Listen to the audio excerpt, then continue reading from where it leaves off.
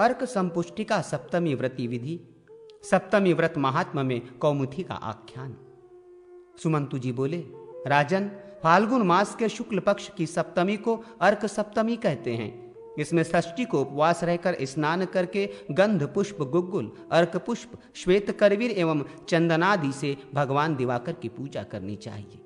रवि की प्रसन्नता के लिए नैवेद्य में गुणोदक समर्पित करें। इस प्रकार दिन में भानु की पूजा करके रात में निद्रा रहित होकर उनके मंत्र का जप करें। शतानिक ने पूछा, मुने, भगवान सूर्य का प्रिय मंत्र कौन सा है, उसे बताएं और धूप दीप का भी निर्देश करें, जिससे उस मंत्र का जप करता हुआ मैं दिवाकर की पूजा कर सकूं। सुमंतु जी ने कहा, हे भरत श्रेष्ठ, मैं इस विधि को संक्षेप से कह रहा हूं।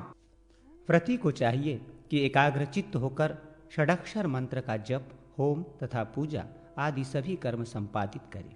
सर्वप्रथम यथाशक्ति गायत्री मंत्र का जप करना चाहिए। सौर्य गायत्री मंत्र इस प्रकार है, ओम भास्कराय विद्महे सहस्र रश्मि धीमहि तन्न सूर्य प्रचोदयात्। इसे भगवान सूर्य ने स्वयं कहा है। यह सौर्य गायत्री मंत्र परम श्रेष्ठ है। इसका श्रद्धापूर्वक एक बार जप करने से ही मानव पवित्र हो जाता है, इसमें संदेह नहीं। सप्तमी के दिन प्रातःकाल एकाग्रचित हो इस मंत्र का जप करें और भक्ति पूर्वक भास्कर की पूजा करें। राजन, यथाशक्ति श्रद्धापूर्वक श्रेष्ठ ब्राह्मणों को भोजन कराएं। धन की कंजूसी ना करें। जो सूर्य के प्रति श्रद्धा संपन्न नहीं, उन्हें भोजन नहीं कराना चाहिए। शाल्योदन, मूंग, अपूप, गुड़ से बने पुए, दूध तथा दही का भोजन कराना चाहिए। इससे भास्कर तृप्त होते हैं। भोजन के वर्ज्य पदार्थ इस प्रकार हैं, कुलथी, मसूर, सेम तथा बड़ी। उड़द आदि कड़वा तथा दुर्गंध युक्त पदार्थ भी निवेदित नहीं करना चाहिए। अर्क वृक्ष की ओम खखोलकाय नमः से पूजा कर अर्क पल्लवों को ग्रहण करें। फिर स्नान कर अर्क पुष्प से रवि की पूजा करके ब्राह्मण को भोजन कराएं और अर्कों से प्रियताम सूर्यदेव मुझ पर प्रसन्न हों, ऐसा कहें। तदनंतर देवता के सम्मुख दांत और होठ से स्पर्श किए बिना निम्नलिखित मंत्र से अर्क संपुष्ट की प्रार्थना करते हुए जल के साथ पूर्वाभिमुख होकर अक्रपुट निकल जाएं। ओम अर्क संपुट भद्रम ते सुभद्रम में अस्तु मैं सदा समापि कुल भद्रम वै प्राशनाद वित्ततो भव। इस मंत्र का जप करते हुए जो अर्क का ध्यान करता है तथा अर्क संपुष्ट का प्राशन करता है, वो श्रेष्ठ गति को प्राप्त होता है। दांत से स्पर्श न किए जाने के कारण अर्कपुट अर्क संपुष्ट कहलाता है। जो इस विधि से वर्ष भर सूर्य नारायण की प्रसन्नता के लिए श्रद्धापूर्वक सप्तमी व्रत करता है, उस मनुष्य का धन 7 पीढ़ी तक अक्षय तथा अचल हो जाता है। हे राजन, इस व्रत के अनुष्ठान से सामगान करने वाले महर्षि कौमुदी ने कुष्ठ रोग से मुक्त हो गए थे तथा सिद्धि प्राप्त की थी। साथ ही बृहदवल्क, राजा जनक, महर्षि याज्ञवल्क्य तथा कृष्णपुत्र सांब, इन सब ने भी भगवान सूर्य की पूजा करके और इस व्रत के अनुष्ठान से उनकी साम्यता प्राप्त कर ली। ये अर्क सप्तमी व्रत पापनाशिनी, पुण्यप्रद तथा धन्य है। अपने कल्याण के लिए इसका विधि पूर्वक अनुष्ठान करना चाहिए।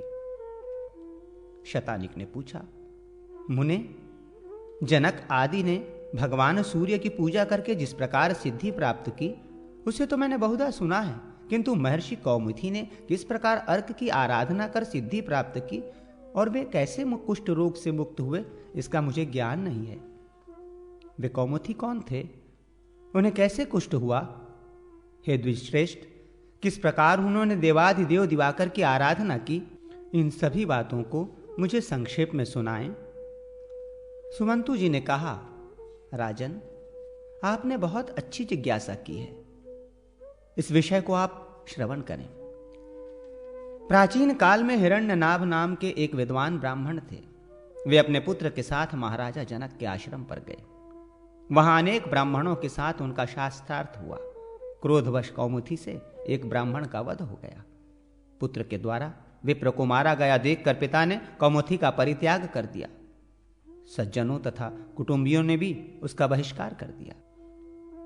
शोक और दुख से दुखी होकर वे दिव्य देवालयों में गए और उन्होंने अनेक तीर्थों की यात्राएं की, किंतु ब्रह्म हत्या से मुक्ति न मिल सकी।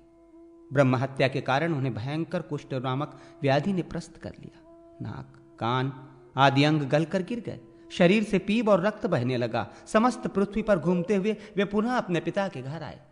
दुख से व्याकुल चित्त हो उन्होंने अपने पिता से कहा, तात, मैं पवित्र तीर्थों और अनेक दिवालियों में गया, किंतु इस क्रूर ब्रह्म हत्या से मुक्त नहीं हो सका।